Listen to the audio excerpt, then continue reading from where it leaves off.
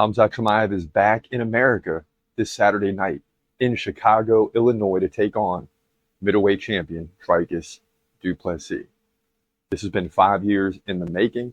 We told you from day one Khamzat Chimaev is going to win the title. Didn't know if he'd be welterweight or middleweight, but we told you that he's going to win the title from day one. This is one of the few guys we've ever said this about. Waited 5 years to get to this point, and it's going to happen this Saturday night. We're going to get into that prediction, of course, and several other predictions, and preview the entire card at UFC 319 next.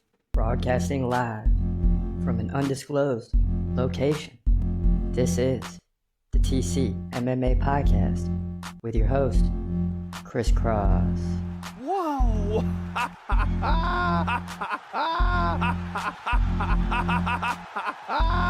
Dana White privilege. Let's go, baby! Let's go! Let's go! Let's go! Let's go, baby!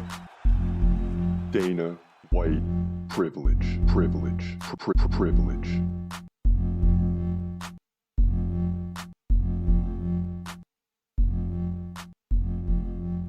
Welcome to the TCMMA Podcast. I'm your host, Chris Cross, and it is that time. We have been, covering UFC events for almost 5 years now, maybe 6. And I can't stress enough, this is the biggest weekend of all. And I had to sit back and contemplate because I grew up a fight fan. Roy Jones Jr., Mike Tyson, right? Big time boxing fan back in the day until it got worse and worse and worse to where it is now. It's fragmented. But I had to look back and say, all those fights I've watched, because I was a huge Roy Jones Jr. fan. Huge. Is this the biggest fight ever? And the answer is yes. This is it. This is the biggest fight ever. Because this is the first time in my life where I really followed a guy, not from the beginning, but at least from the beginning of him entering the UFC. And the first time I saw him fight, I said, this guy is different, man. This guy is built different. He's going to be a champion. And it took us 5 years to get here. And why? Right? This is a guy that in 2020 fought 3 times, including 2 fights 10 days apart, dominated both opponents, then continued to fight, relatively often in 2021, 2022, and you consider you're going through the pandemic at this point, he's still fighting. So why did it take 5 years to get to this point? That's the question. Why did it take 5 years to get to this point? Okay, so after the 3 fights in 2020, Khamzat then fought Li Jingliang in 2021, submitted him in 3 minutes. Then fought Gilbert Burns. That took 3 rounds. He was no longer really a welterweight at that time. That was clear, but got the victory. Then fought Kevin Holland for the last time in America on September 10th, 2022. Submitted him in 2 minutes. Then we haven't seen him in America for 3 years. He beat Usman in Abu Dhabi at UFC 294, majority decision. You remember he took him down for the entire round in the first round, and then believe he hurt his hand, and then the fight kind of switched at that point, and you didn't see Khamzat really throw too much, but Usman either. Usman only landed 36 significant strikes. People forget that. Khamzat took him down 4 times. Then we don't see Khamzat for another year, right? He's supposed to fight Robert Whittaker. He gets sick. Robert Whittaker beats Ikram Aliskerov in like 2 minutes, KOs him. Khamzat finally gets better, fights Robert Whittaker, and beats him in about 3 minutes, 34 seconds by submission, which is crazy when you think about it. That's a former champ. Robert Whittaker came back and nearly won a 5-round fight against Rainier de Ridder. So the reason we haven't seen Khamzat fight too much, and the reason that it's taken this long to get here, is because after his fight at UFC 279, again in September of 2022, just shy of 3 years ago, all of a sudden his US visa was denied. because he had a friend that was a leader of another country, if you can even say it's a friend, an acquaintance. And then boom, his US visa is denied. This is during the Biden administration, by the way. And we're not going to go too far into this, but it's got to be known. So meanwhile, the border's wide open. But our favorite fighter, and I say our because there's a lot of you that are diehard Chimaev fans, our favorite fighter can't get in the country, even though like 18 million people or however many pour into the country.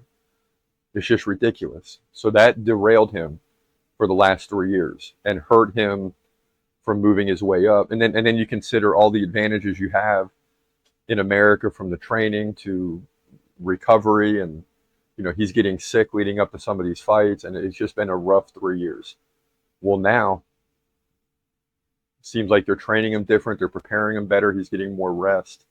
He's at least fighting at middleweight now, so the weight cut isn't too strenuous. And now, 3 years later, of course, President Trump gets into office, and now, thankfully, that President Trump and Dana White have a good relationship. Khamzat Chimaev gets his visa, and we're getting to see this big middleweight showdown that should have really happened 3 years ago.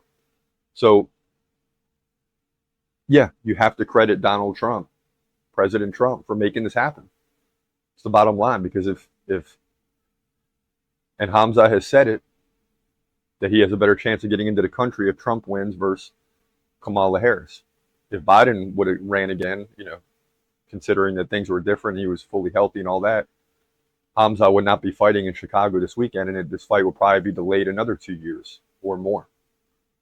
And according to the BBC, Chimaev credits Trump for return to the United States,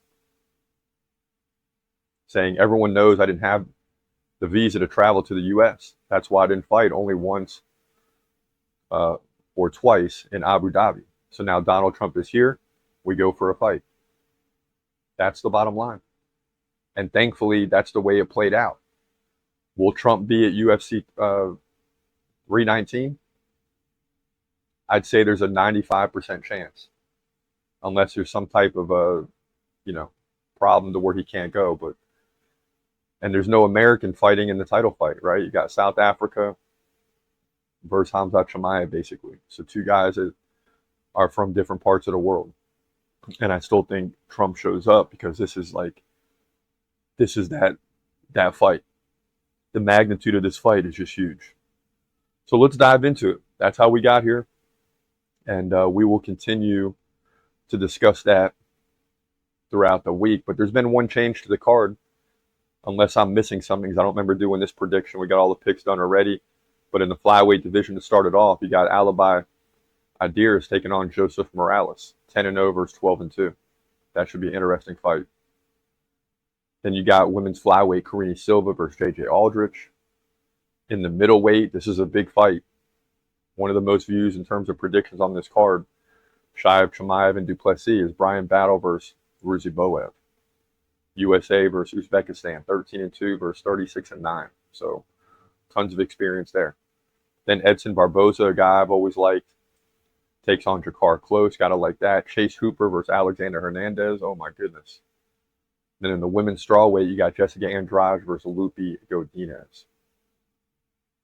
So that's kind of where we stand. Also, middleweight fight, Gerald Mearshart, who's always a tough out, takes on McCall Alexichuk, who's always a tough out. That's going to be a big one. But where we start with the predictions, we start in the prelim main event, if you will, lightweight division. Obviously one of the best divisions, if not the best in the UFC.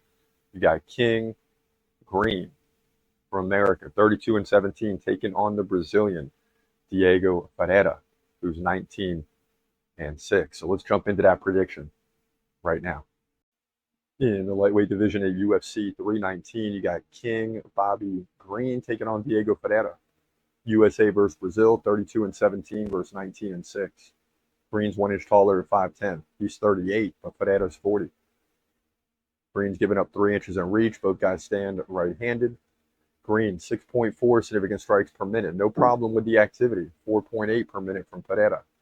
The takedown game is where it's at. Both guys right around one takedown every 3 rounds. Takedown defense, Green 74%, Ferreira 57%. So that helps Green out a little bit. He struggled as of late, though, losing 3 of the last 4. He got KO'd by Jalen Turner, submitted by Patty Pimblett, and KO'd by Mauricio Ruffy. So 3 tough fights. He did beat Jim Miller in between those 3. So 186 to 57 in significant strikes. So he's capable of winning. He hasn't given up any takedowns in the previous 4 fights as well, so that's important. Ferreira lost to Grant Dawson by decision. KO'd Mateusz Rebecki. KO'd Michael Johnson, and we just saw what he did to Daniel Zellhuber. Lost to Gamrot and Gregor Gillespie, Beneil Dariush, split decision. So going to be a very good fight, but if it's striker versus striker and there's not many takedowns, which it doesn't look like there will be, I got to go with Green in this one. There's a couple fights like this on this card, but Green's the better striker, at least on paper. In my opinion, he's going to get the win by decision. I think it's going to be a battle all the way to the bell, but he'll move to 33-17 with the win, in my opinion. Lightweight division, best in the UFC here at 319. Yeah, so we like King Green to get the win. If Diego Ferreira was a threat to land multiple takedowns, which is always possible, right? I mean, it's always possible, because that could be a problem for King Green. Of course, when he's been taken down and really controlled, it's against really good grapplers. So that's possible, but I think Striker is going to pull this one out for sure. Now, the next one, getting into the main card, the pay-per-view card, first fight, you got Tim Elliott and Kai Asakura in the flyweight division, and this fight is being talked about big time. It's getting a lot of views, and when you look at views, you look at the main event on down, and you think it would be in order, but and that's the greatness of the UFC. Is fight 7 might have more views than fight 2. I mean, it's just all these fights are big time, but this one is definitely big time. Tim Elliott versus Kai Asakura, USA versus Japan. Let's get into it right now. In the flyweight division at UFC at 319, you got Tim Elliott taking on Kai Asakura, and this is going to be a high-level matchup in the main card. Elliott from America, 21-13. Asakura from Japan, 21-5. Asakura is 1 inch taller at 5'8". He's 31, right in the prime. Elliott 38, so slowing down a little bit. Asakura 3-inch reach advantage. He fights right-handed. Elliott fights left-handed, so you got opposite stances here. Elliott 3.4 significant strikes per minute to 2.4 for Asakura, and Elliott lands more than a takedown per round. Asakura just 57% takedown defense. Elliott 59%. So neither guy with good takedown defense, but we haven't seen much from Asakura as far as takedowns. Elliott's coming off the win over Sumi Darji by submission, lost to Makayev by submission, and beat Victor Altamirano and Tagir Ulanbekov both by decision. And really, he did it on takedowns, 9 takedowns to 3 in those back-to-back wins. So that's the key. Asakura lost to Alexandre Pantoja by submission, second round. So you come into the UFC with all these accolades and you got to fight Pantoja first, right? Did not look good in that fight, obviously. Tim Elliott will be a different situation. Asakura is going to have to prove he can defend the takedowns, which he didn't against Pantoja. That's a whole different level, though. He gave up 3 takedowns and trailed by 15 significant strikes. Just never got started in that fight, but most people don't against Pantoja. I think this one's going to go a different way for Asakura, right? The numbers don't matter here. 2.4 significant strikes per minute, no takedowns. That's just in one fight, right? No stats on the other 25 fights. So you got to believe Asakura is much better than he showed against Pantoja. Pantoja makes everybody look bad. So I like Asakura here to really show up. He's going to want to get this win. He cannot afford to lose this, or else that'll be a big negative mark on his career. So this is a must-win for him. I like it to happen. He'll move to 22-5, mainly on significant strikes and takedown defense here, in my opinion. Flyweight division, UFC 319. All right, so that was a tough pick, no doubt, because Tim Elliott's a really good fighter. I just think Kai Asakura is a little better and is going to pull this thing out. He's just more versatile and will outlast Tim Elliott. Will you get the finish? That remains to be seen. Now, you also got Jared Cannonier versus Michael Venom Page in the middleweight division. That's going to be a big fight. But We want to work our way up next to a huge welterweight fight. I can't stress this enough. Jeff Neal versus Carlos Prates, USA versus Brazil. And the Brazilian is the favorite. But I'm here to tell you, Jeff Neal's a bad dude as well. Right? Jeff Neal is a bad dude. 16-6. Most of those 6 losses are against good opponents. So how will this thing go? Let's jump into it right now. In the welterweight division at UFC 319, you got a big one here. Jeff Neal takes on Carlos Prates, a guy that is on the rise. But we know Jeff Neal is really good too, right? He's American. He's 16-6. Prates from Brazil, 21-7. So excellent matchup here by the matchmakers. Prates 2 inches taller at 6'1". He's 31, right in the middle of the prime. Neal 34, getting up there a little bit, but 34 is still young. He'll be fine. Prates 3-inch reach advantage. He's a switch stance fighter. Neal fights left-handed. Now Neal is very active. 5.1 significant strikes per minute to 3.6 for Prates. Neither guy that we've seen so far has a big ground game. They're both strikers. Neal, a.k.a. Hands of Steel, 87% takedown defense, beat Rafael dos Anjos, fellow Brazilian, by first-round KO. Impressive. Lost to Ian Gary by split decision. That ought to show you that he's still at the top. Also, Shavkat Rakhmonov, he got submitted in the 3rd round. So he made it pretty far. Before that, he beat Vicente Luque and Santiago Ponzinibbio. So the guy is still at the top of his game. Prates, 83% takedown defense, really good as well. Lost to Ian Machado Gary by decision. Now he got doubled up in significant strikes, 126-63. Gave up 4 takedowns to none. And you remember Jeff Neal lost to him by split decision. No takedowns given up. That's important. Prates beat Neil Magny by KO, Li Jingliang KO, and Charles Radke KO, Trevin Giles KO, Mitch Ramirez KO. So 5 straight KOs before the loss to Ian Machado Gary. So this is going to be a very, very close fight. It's going to be a striker's delight. Both guys will probably defend takedowns pretty well. There might be some control time, but there's going to be a lot of separation and striking in this one. And therefore, I got to lean towards Jeff Neal, right? I mean, I like Carlos Prates. He's on the rise, and he's going to be looking to get back in the win column here. But Jeff Neal has shown that he's capable of winning fights like this, and he lands over 5 significant strikes per minute. I can't go against him. If there was any ground game from Prates, it could be different, but Neal's going to win this fight 2 rounds to 1 based on activity to move to 17-6 here. In my opinion, welterweight division, UFC 319. Wow, sometimes I surprise myself. So we got Jeff Neal beating Carlos Prates. And Jeff Neal's like a 2.5 to 1 underdog. So, we'll see if it happens. But like I said before, Jeff Neal is a bad dude. We always do these predictions a month or 2 ahead of time. Sometimes the main event's like 3 or 4 months ahead of time. So I don't always remember who I went with, especially in close fights, and especially ones that involve Brazilians, because I usually lean Brazil if it's close. But something tells me Jeff Neal is going to win this fight. And then in the co-main event, you got a special one.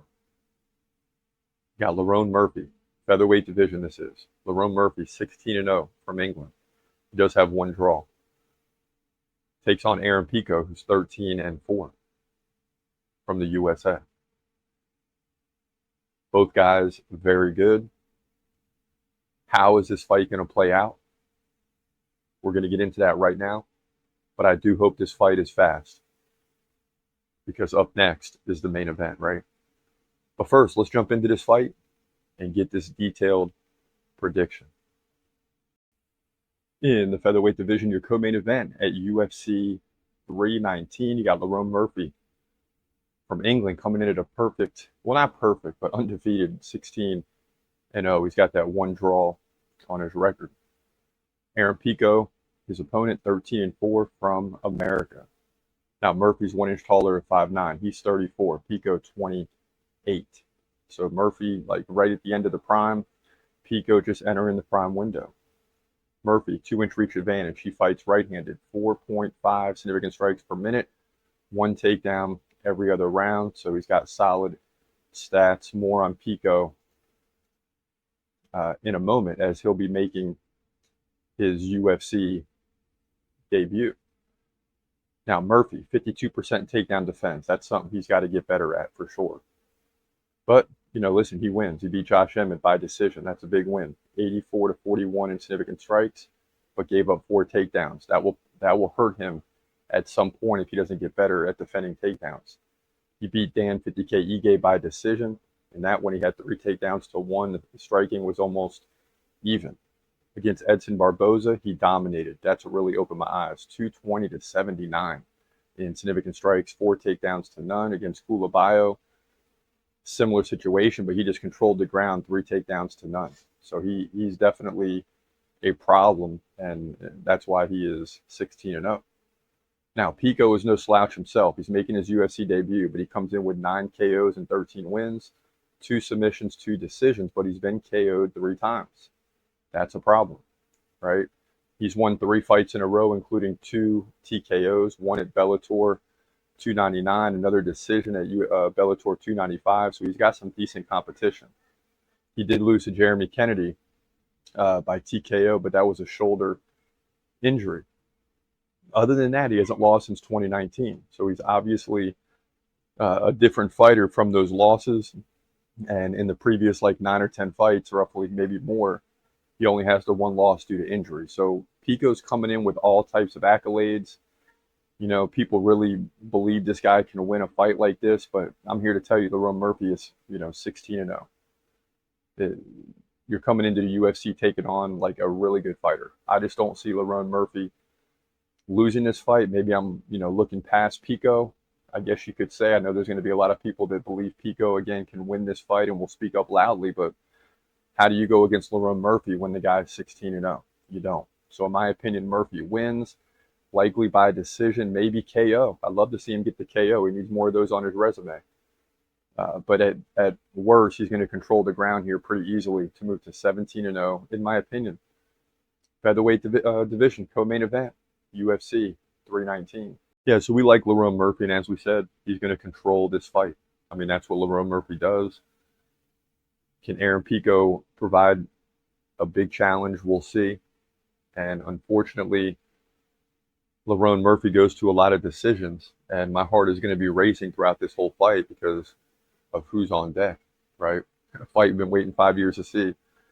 I want Lerone Murphy to go in there and finish Aaron Pico in 8 seconds. That would be ideal. Let's get to the main event.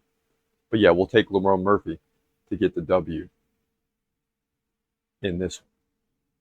Now, we have finally made it.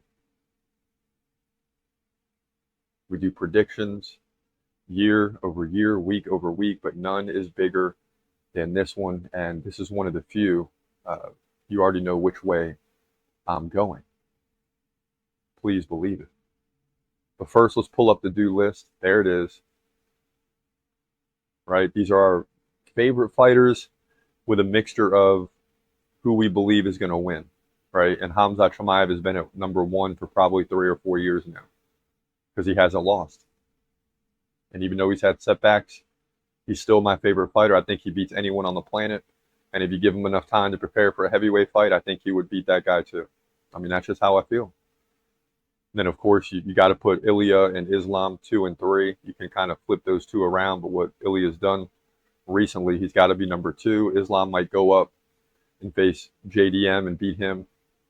And then you're going to have that super fight eventually. Then you got Shavkat 4, but there's Dricus Du Plessis at 5. So, that ought to tell you there's a lot of respect for Dricus Du Plessis. This is a guy that I truly like. I won't like him on Saturday, but in general, it's a guy I truly like. But not like Khamzat Chimaev. It's just different. Then you see other guys there with fights already on plan, Tom Aspinall, Merab Dvalishvili, and then you got Alex Pereira versus Magomed Ankalaev, 8 versus 10, and one of those two guys should really catapult up the rankings. It's just that they have to solidify who's the better fighter, and I think Pereira comes back here and probably gets the win just because he wasn't 100% before, but Ankalaev is a tough out. So that's where we stand on the do list as of right now. So as we march forward into this prediction, let's first take a look back. And we're going to let both of these play in succession. This is Dricus Du Plessis versus Robert Whitaker, and then Khamzat Chimaev versus Robert Whitaker. These are the reactions against a common opponent. Check this out. And Whitaker's putting his hands down. He looks tired to me. We'll see. Whitaker slowing down. Du Plessis is not. Man, Du Plessis is a big guy because Robert Whitaker's big. Oh, he drops Whitaker with a right jab. Whitaker's back up. Whitaker's in a little trouble here. Oh, let's go. Let's go. Yes. Right, left, right. Let's go. Finish him. Finish him. Oh, yeah. Shot to the body. Go down, Whitaker. Yes. Finish him. Finish him. Jump in, ref. Let's go. Let's go. I told y'all, man. Yeah, Adesanya. Okay, we got a real middleweight title fight now. And this is all Khamzat right now as he pounds away. Ooh. Oh, he gets underneath. He tapped. That's it. Let's go. Let's go. What'd I tell y'all, baby? What'd I tell y'all? Come on. Give this guy a title fight. What?